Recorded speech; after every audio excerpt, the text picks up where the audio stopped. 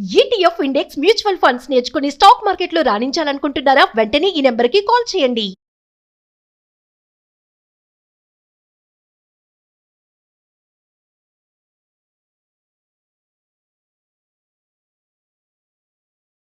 నమస్తే సార్. నమస్తే ma'am. Sir, భారతదేశంలోనే మొట్టమొదటిసారిగా నేషనల్ కమోడిటీ డెరివేటివ్ ఎక్స్చేంజ్ వాళ్ళు వాతావరణ డెరివేటివ్ కాంట్రాక్ట్ని మరి జూన్ 1వ తారీఖున ప్రారంభించనున్నారు.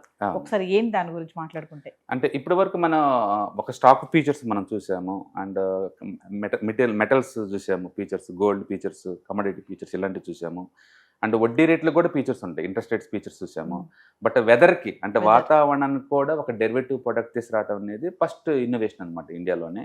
అండ్ ఇది ఫస్ట్ అని ముంబై రైన్స్ అన్ని రైన్స్ ఇండియా మొత్తం కాదు, ఒక ముంబై రైన్స్ మీదే ఫీచర్ కాంట్రాక్ట్స్ అనమాట. దీనికి వాళ్ళ అఫీషియల్ డేటా ఏంటంటే 30 సంవత్సరాలు యావరేజ్ డేటా తీసుకుంటున్నారు. మెటలర్జీ డిపార్ట్మెంట్ ఉంటుంది కదా, వాళ్ళ దగ్గర నుంచి తీసుకొని వాళ్ళ ప్రెడిక్షన్ తగ్గట్టు అనమాట ఇక్కడ. సో మనం వర్షం వచ్చింది ఇలా రాదు అని చెప్పేసి మనం చేసుకోవచ్చు. బేసికల్గా ఈ feature contracts and option contracts purpose ఏంటంటే మన ఒరిజినల్ ప్రొడక్ట్ ఏదైనా దాని హెడ్జింగ్ కోసం వాడతాం.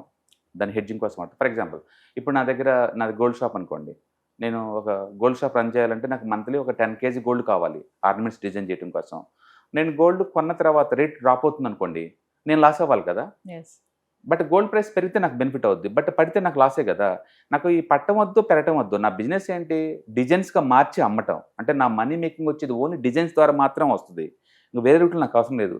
బట్ ఇలా రేట్ అప్ అండ్ డౌన్ అయితే నేను బిజినెస్ చేయలేను కదా. అందుకు నేను ఏం చేస్తానంటే గోల్డ్ కొనంగానే గోల్డ్ కమోడిటీ బిజినెస్కి వచ్చేసి నేను కమోడిటీ మార్కెట్కి వచ్చేసి గోల్డ్ ఫీచర్ని నమ్మేస్తాను. అంటే ఇక్కడ ఒరిజినల్ గోల్డ్ నేను కొంటున్నాను, ఇంకోసారి ఏమో ఫీచర్స్ నమ్మేస్తున్నాను. అప్పుడు నెట్ ఇజ్ కూడా జీరో అవుద్ది. అప్పుడు గోల్డ్ ప్రైస్ పెరిగినా నాకు లాభం లేదు, పడ్డా కూడా నాకు లాభం లేదు. దాన్ని మనం హెడ్జింగ్ అంటాం. అంటే మీ దగ్గర ఉన్న ప్రొడక్ట్స్ని ఏదన్నా రేటు డ్రాప్ అయితే ఆ లాస్ తట్టుకోవాలనుకుంటే మనం ఇంకో ప్రొడక్ట్ నమ్మేయటమే, దాన్ని హెడ్జింగ్ అంటాం. అంటే ఒకసారి బై బటన్ ఇంకోసారి సెల్ బటన్ నొక్కేసి దాన్ని బ్యాలెన్స్ చేస్తారనమాట, దాన్ని హెడ్జింగ్ అంటారు.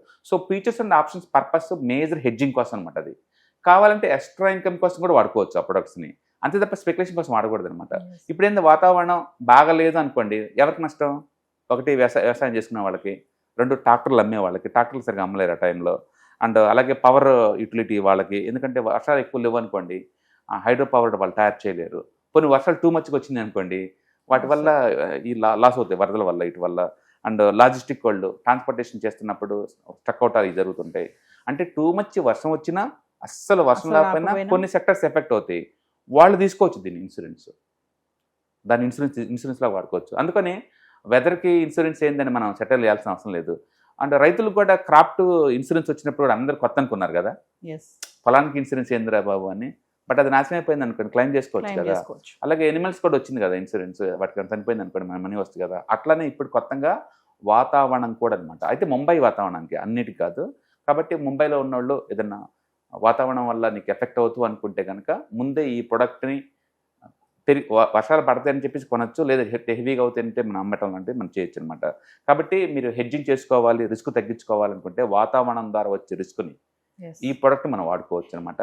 6% ఎంత ఉంటుందని పక్కన పెట్టేస్తే it's a good idea. Implement అయితే కనుక ప్రోగ్రెస్ ఎలా ఉండొచ్చు? నో, అంత పెద్దగా ఏమి ఉండదు. బేసికల్గా ఏంటంటే బేసికల్గా ఫీచర్స్ అంటే ఎనీ ప్రొడక్ట్స్, ఎనీ గూడ్స్ అనమాట, లేదా ఎనీ సర్వీసెస్, ఎనీ యాక్టివిటీస్ని మీరు ఇన్సూర్ చేసుకోవచ్చు. ఎనీ యాక్టివిటీ ఇన్సూర్ చేసుకోవచ్చు.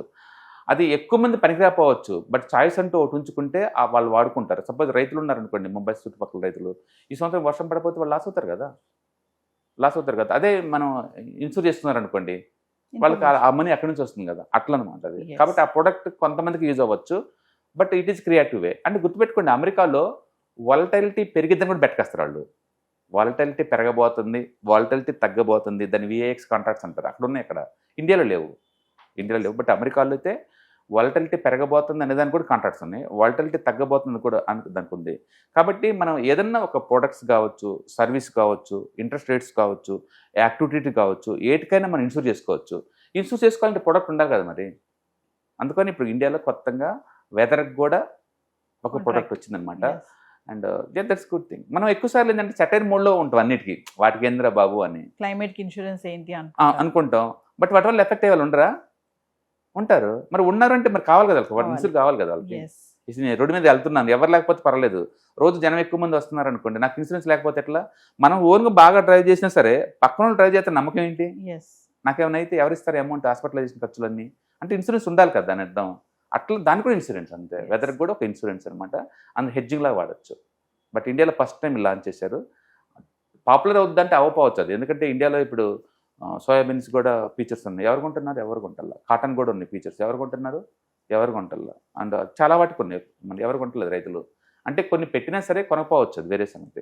ఇండియాలో కమోడిటీ మార్కెట్లో ఎక్కువ పాపులర్ అంటే లేదు, కొన్నే ఉంటాయి. లైక్ గోల్డ్ ఉంటుంది, సిల్వర్ ఉంటుంది, అండ్ క్రూడ్ ఆయిల్ ఉంటుంది, నేచురల్ గ్యాస్ ఉంటుంది. రీసెంట్గా ఎలక్ట్రిసిటీకి కూడా పెట్టారు ఫ్యూచర్ కాంట్రాక్ట్స్, ఆప్షన్ కాంట్రాక్ట్స్. అంత పాపులర్ అవ్వట్లేదు, ఇప్పుడు పికప్ అవుతుంది. మేజర్గా ఇదే ఉంటాయి. కాకపోతే అంటే జింకు, కాపర్, మెగ్నీషియం ఇవి ఉంటాయి అంతే. బట్ అగ్రికల్చర్ కమోడిటీస్ ఇండియాలో అంత పాపులర్ కాదు, ఈవెన్ దో జనాభా ఎక్కువ ఉన్నా సరే. అందుకని వాళ్ళైతే చాయిస్ కింద పెడతారు, వాడుకుంటే లేకపోతే లేదు, అది మన ఇష్టం అనమాట.